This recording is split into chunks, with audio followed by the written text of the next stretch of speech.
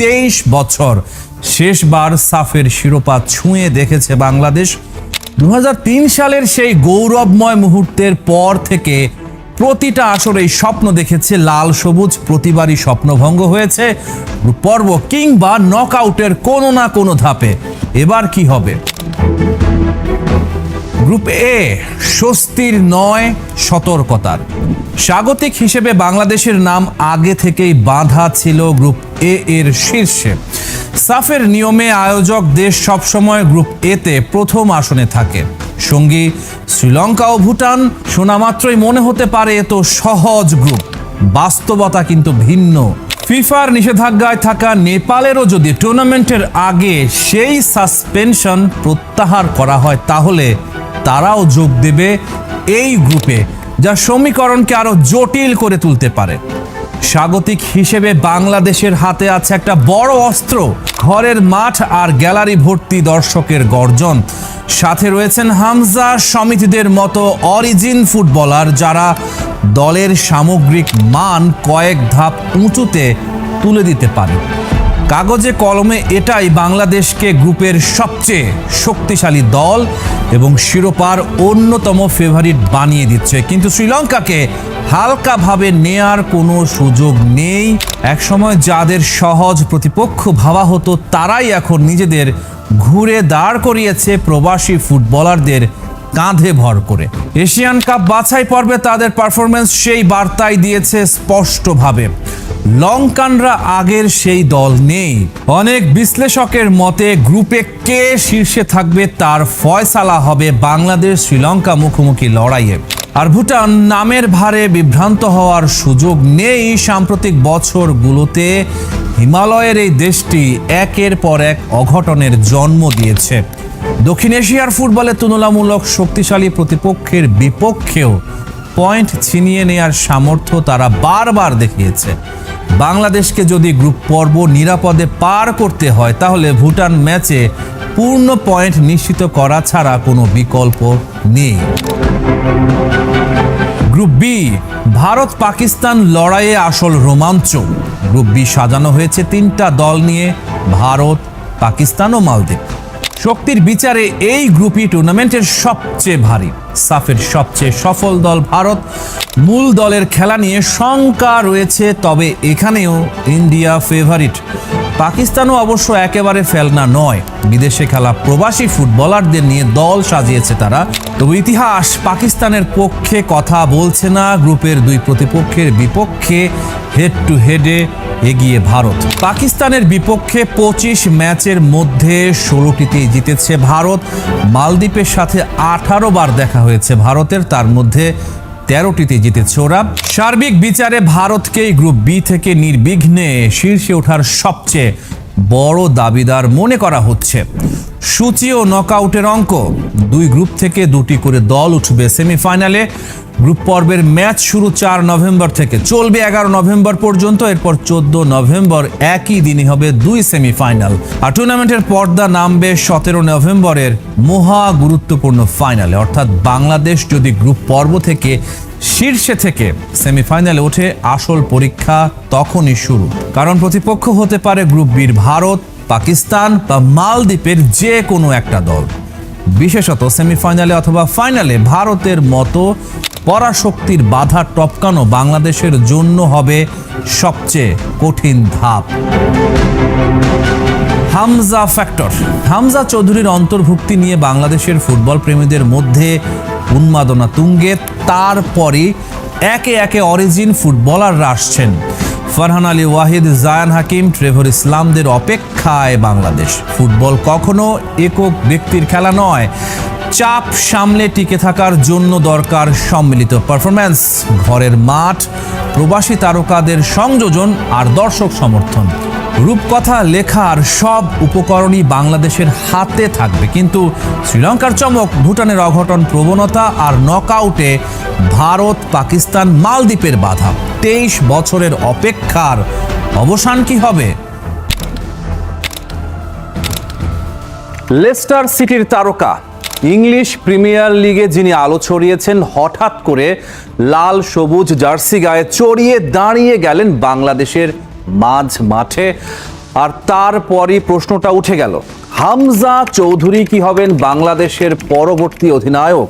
জামাল ভুঁইয়া এখনো বাংলাদেশ জাতীয় দলের অধিনায়ক, কিন্তু বয়স, ফর্ম আর ভবিষ্যতের হিসাব নিকাশ মিলিয়ে ফুটবল মহলে একটা প্রশ্ন ঘুরপাক খাচ্ছে, দলের নেতৃত্ব কার হাতে যাবে পরের অধ্যায়ে। আর সেই আলোচনায় সবচেয়ে জোরালো নামটা হলো হামজা চৌধুরী। বিশ্বমানের অভিজ্ঞতা, বাংলাদেশ জাতীয় দলের ইতিহাসে হামজার মতো প্রোফাইলের ফুটবলার আগে কখনো খেলেননি। প্রিমিয়ার লিগের মতো বিশ্বের সবচেয়ে প্রতিযোগিতাপূর্ণ লিগে বছরের পর বছর খেলার অভিজ্ঞতা তার ঝুলিতে আছে, যেখানে প্রতিটা ম্যাচ চাপের, প্রতিটা প্রতিপক্ষ বিশ্বমানের। সেই পরিবেশে টিকে থাকা মানে মানসিক দৃঢ়তা এমনিতেই তৈরি হয়ে যাওয়া। এই অভিজ্ঞতা মাঠের ভেতরে নেতৃত্ব দেওয়ার জন্য যে আত্মবিশ্বাস দরকার, সেটার এক বিশাল ভিত্তি। আন্তর্জাতিক ফুটবলে অধিনায়কত্ব শুধু আর্ম ব্যান্ড পরে থাকা নয়, কঠিন মুহূর্তে সতীর্থদের দিক নির্দেশনা দেয়া, রেফারির সঙ্গে কথা বলা, ধৈর্য ধরে রাখা। হামজার মতো একজন ফুটবলার যিনি ইউরোপের চাপের মুখে খেলে অভ্যস্ত, তার পক্ষে এই দায়িত্বগুলো সামলানো তুলনামূলক সহজ হবে। মাঠে প্রভাব বিস্তারের ক্ষমতা, বাংলাদেশের জার্সিতে অভিষেকের পর থেকেই হামজা যেভাবে মাঠ দাপিয়ে বেড়াচ্ছেন, তাতে স্পষ্ট বোঝা যায় তিনি বাংলাদেশের খেলাকে কন্ট্রোল করেন। রক্ষণাত্মক মিডফিল্ডার হিসেবে বল দখলে রাখা, প্রতিপক্ষের আক্রমণ থামানো, আবার প্রয়োজনে আক্রমণে যুক্ত হওয়া, এই সব কিছুতেই তার প্রভাব চোখে পড়ার মতো। অসাধারণ কিছু গোল করে হামজা চৌধুরী প্রমাণ করেছেন তিনি শুধু নির্ভরযোগ্যই নন, ম্যাচ উইনারও হতে পারেন। একজন অধিনায়ককে মাঠে এমন হতে হয় যার দিকে সতীর্থরা তাকিয়ে থাকে, ভরসা পায়। হামজার খেলার ধরন আগ্রাসী, নিয়ন্ত্রিত, বুদ্ধিদীপ্ত, ঠিক সেই গুণাবলী বহন করে। তরুণ প্রজন্মের অনুপ্রেরণা, বাংলাদেশ ফুটবলের এই মুহূর্তে সবচেয়ে বড় দরকার একজন এমন মুখ যাকে দেখে নতুন প্রজন্ম স্বপ্ন দেখতে শিখবে। হামজা চৌধুরী সেই প্রতীক হয়ে উঠেছেন। এরই মধ্যে বিশ্বসেরা লিগে খেলা একজন ফুটবলার যখন দেশের জার্সি গায়ে চাপান, তখন সেটা হয়ে ওঠে একটা আন্দোলনের সূচনা। তাকে অধিনায়ক করা মানে এই বার্তাটাকে আরো জোরালো করা যে বাংলাদেশ ফুটবল এখন বিশ্বমানের স্বপ্ন দেখতে শুরু করেছে। তরুণ খেলোয়াড়রা যখন দেখবে তাদেরই সতীর্থ যিনি এক সময় প্রিমিয়ার লিগে খেলেছেন, তিনিই দলের নেতৃত্ব দিচ্ছেন, তখন তাদের মধ্যে নিজেদের সামর্থ্য নিয়ে বিশ্বাস আরো দৃঢ় হবে। পুরো একটা প্রজন্মের মানসিকতা বদলে দেওয়ার সুযোগ তৈরি করবে এই সিদ্ধান্ত। দীর্ঘমেয়াদী পরিকল্পনার সঙ্গে মিল, জামাল ভুঁইয়ার বয়স বিবেচনায় বাফুফে ও টিম ম্যানেজমেন্টকে খুব শিগগিরই দীর্ঘমেয়াদী নেতৃত্বের কথা ভাবতে হবে। তপু বর্মনের মতো অভিজ্ঞ ডিফেন্ডার অধিনায়কত্বের আলোচনায় আছেন ঠিকই, কিন্তু হামজার বয়স, ফিটনেস লেভেল আর আন্তর্জাতিক মানের খেলার ধরন তাকে এমন একজন প্রার্থী বানায় যিনি আগামী কয়েক বছর ধরে স্থিতিশীলভাবে দলের নেতৃত্ব দিতে পারবেন। শুধু বর্তমানের জন্য নয়, বিশ্বকাপ বাছাই পর্ব বা এশিয়ান কাপ কোয়ালিফায়ার মাথায় রেখেও যদি পরিকল্পনা করা হয়, তাহলে হামজার মতো একজন খেলোয়াড়কে ঘিরে দল গড়ে তোলাটাই স্বাভাবিক সিদ্ধান্ত হয়ে দাঁড়ায়। হামজা চৌধুরী বাংলাদেশ ফুটবলের নতুন স্বপ্নের প্রতীক হয়ে উঠেছেন। বাফুফে শেষ পর্যন্ত কাকে বেছে নেবে, নাকি জামাল ভুঁইয়া সাফ চ্যাম্পিয়নশিপে বাংলাদেশ দলকে নেতৃত্ব দেবেন?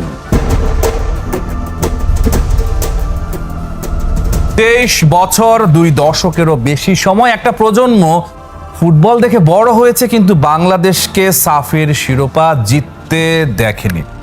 2003 সালের সেই সোনালী রাতের পর আর কখনো লাল সবুজের ঝান্ডা সাফের শীর্ষে ওড়েনি। কিন্তু এবার কিছু একটা আলাদা, এবার কিছু একটা বিশেষ, কারণ এবার 2026 সালের সাফ চ্যাম্পিয়নশিপ হচ্ছে বাংলাদেশের ঘরের মাঠে। এটাই বাংলাদেশের জন্য সবচেয়ে বড়, সবচেয়ে বাস্তব এবং সবচেয়ে শক্তিশালী সুযোগ। 8 বছর পর দক্ষিণ এশিয়ার বিশ্বকাপ খ্যাত টুর্নামেন্ট ফিরছে বাংলাদেশে। 4 থেকে 17 নভেম্বর জাতীয় স্টেডিয়াম। প্রতিপক্ষ যখন মাঠে নামবে তাদের পেছনে থাকবে হাজার হাজার দর্শকের গর্জন, আর লাল সবুজের প্রতিনিধিরা যখন মাঠে নামবে তাদের পাশে থাকবে পুরো জাতি। এটাই সেই এক্স ফ্যাক্টর যা কোনো ট্যাকটিক্স বা কোচিং ম্যানুয়ালে পাবেন না। থমাস ডুলি নিজেই বলেছেন, দর্শকদের সমর্থন আমাদের বাড়তি শক্তি, আর এই শক্তিটাকে কাজে লাগাতে হবে। প্রতিটা ম্যাচই ফাইনাল, প্রতিটা ম্যাচেই জিততে হবে। থমাস ডুলি 1998 বিশ্বকাপে যুক্তরাষ্ট্রের অধিনায়ক, একজন প্রকৃত যোদ্ধা। হাভিয়ের কাব্রেরার বিদায়ের পর তিনি দায়িত্ব নিয়েছেন, আর প্রথম থেকেই তিনি একটা কথা স্পষ্ট করে দিয়েছেন, আমি প্রতিটা ম্যাচ জিততে চাই। কোচ বলেছেন, সবকিছুই সম্ভব, আমরা যদি টুর্নামেন্টটাকে গুরুত্ব সহকারে নেই তাহলে ট্রফি জেতার দারুণ সম্ভাবনা রয়েছে। বাংলাদেশ জাতীয় ফুটবল দলের স্ট্রাইকার সংকট বা 9 নম্বর পজিশনের সমস্যাটা দীর্ঘদিনের এবং বর্তমানে দেশের ফুটবলের অন্যতম প্রধান কাঠামোগত দুর্বলতা। ঘরোয়া লিগগুলোতে গোলদাতার ভূমিকা বিদেশি খেলোয়াড়দের উপর নির্ভরশীল হওয়ায় জাতীয় দলে দীর্ঘ সময় ধরে বিশ্বস্ত ও ক্লিনিক্যাল ফিনিশারের তীব্র অভাব দেখা যাচ্ছে।